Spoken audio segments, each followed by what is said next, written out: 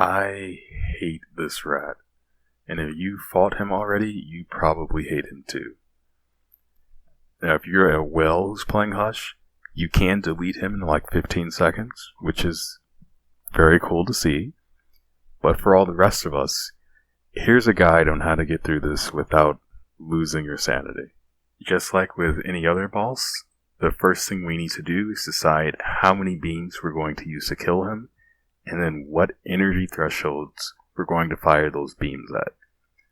So in my initial attempts, I thought, I want to get as close to one-shotting him as possible. I'm going to first test firing the beam at maximum energy. That worked out okay. I got him down to less than a quarter of his health at times, enough that he could reasonably be finished off.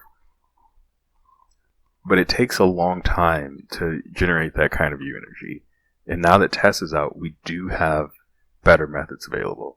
Now, something you have to watch out with the rat specifically is his balloons can just completely delete you from existence. They don't seem like they're going to do that much damage, but if you're stationary, like you are when you're Hush ulting, you just get hit by every single one of the balls that come out of the balloons, and you just die. So if he's doing his rush at you attack, there are some balloons that always follow him and home in on you, so you cannot ult him or you will die. Then you also have to look out for when he hops up in the sky and starts spitting balloons at you. If you try to ult him then, the balloons will block the ult, and they take a set amount of damage from each tick, no matter how much actual damage you're doing. So they're going to block 5 or 10 ticks for each balloon, which can very easily mean that he doesn't die. In the previous event, the rat was a co-op boss, and one of the things he did when he got sort of low is he went to the center and became invulnerable, did a little dance, and all these balloons spawned around the sides of the stage. And if you killed the balloons in the corner, they dropped an item that gives you a whole bunch of U energy. Now, if you're a Hush player, an item that gives you a whole bunch of U energy, it's like Christmas. Fantastic. And he does the same thing in this fight.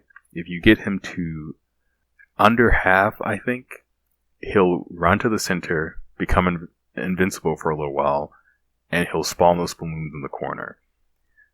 So the strategy for the fight is with your first beam, you get him low enough that he goes to the center. Then while he's invulnerable, you kill the balloon to get the item that gives you your energy back. And once he's done being invulnerable, you just immediately ult him again with the energy that you got from the drop. And in this way, you can defeat him while spending the minimum amount of time gathering U energy. So with this in mind, my initial strategy of trying to hit him with the longest beam possible just wasn't great. It capped out at about 70 seconds. That's as low as I could get it. But I would get him that low, and then I would basically refill my U energy by picking up a drop, and then finish him off. But I just spent too much time in the first part of the fight building U energy, so I switched to a different strategy. I would make better use of Tess by just building up whatever energy I could in the beginning, using a shorter beam that still got him low enough that he spawned the balloons that drop U energy, and then I would have a relatively longer second beam. Now, if you don't have Tess, or if your Tess is M0, that's fine. My Tess is also M0. You can use Marion Swift here in a standard U energy battery comp like we used to do before Tess came out. You just put any logistics on her that increase her U energy, and you take advantage of the fact that her cloud shot is an attack reset. So you attack, immediately cloud shot, and then attack again. So you get those 2 shots in very quickly, and they're both going to build you about 10 U energy. By the time you run the cloud shot charges, you'll have 50, 60 energy, which, while not a lot, it is enough to get you rolling. Now, when you get to the second phase and you've destroyed the balloon and you're picking up the U energy drop, do note that the U energy recovery of the character that you're using will affect how much you get from the drop. If I picked the drop up with Hush, I would get about 90 energy. But if I picked it up with Tess, I would get closer to 145 or 150 energy. So if you're using Tess or Marion Swift, whoever you're using that has the highest U energy recovery, use them to pick up the drop. Now, if you're a bit on the weaker side, maybe you can't kill them in 2 beams, it's not a problem. Just keep killing the balloons around the corner and blast him whenever you have an opportunity. And that's about it.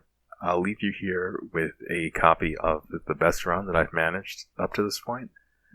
If you feel like I left anything out, go ahead and ask me in the comments. I will try to get back to you. Good luck. 人に喜びを与える錯覚の芸術、いざご披露しよう。ようこそテスの魔法の世界へ。 Too much for you?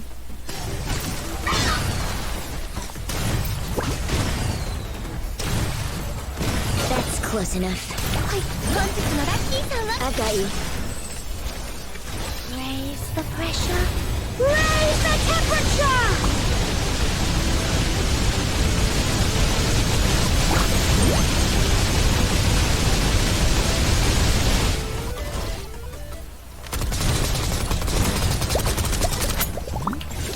ギミックのメンテがまだ。さあ、デスマジックはまだまだ。 Too much for you? What a pain. 本日のラッキーさんは I've got you. Raise the pressure. Raise the temperature.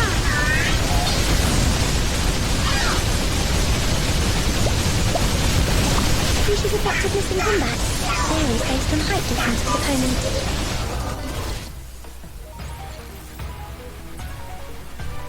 Don't forget to send me the combat records.